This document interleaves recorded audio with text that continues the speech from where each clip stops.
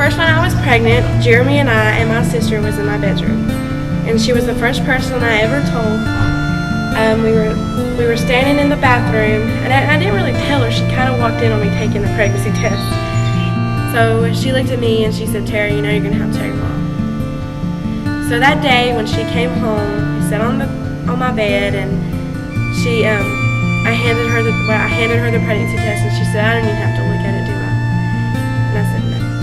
I was at my house, and my boyfriend was there. And when I found out, I was really scared, but I was so shocked that I didn't cry or anything till later. But he got real scared, so he left and went and got drunk, and that just made it worse.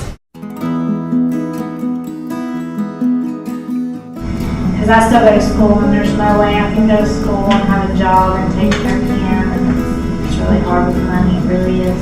It's really make like a job too. Yeah, I don't have a job, and now his dad has to give me money sometimes for stuff. Well, I mean, you know, I have a job in Black Mountain and at Ingalls, and I have to come from my house to Tara's house, you know, and take her to work and take my hand to care. Try to spend most time I can with. Like the dad, he don't help at all. He'll come like every 4 months and see him for about an hour, and then he's gone again. So it's pretty hard that way. I couldn't hardly sleep at night, and it's just thinking about that situation, you know, how we're gonna get through, what am I gonna do, you know, there's gas, there's formula, diapers, you know, wipes, all this stuff, you know.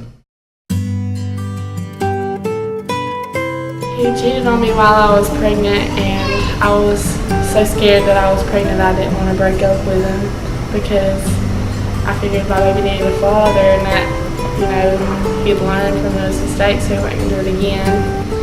But I ended up being wrong. I had to go to Walmart to get some diapers, and he pulled in behind me and blocked me in, and he had a friend with him.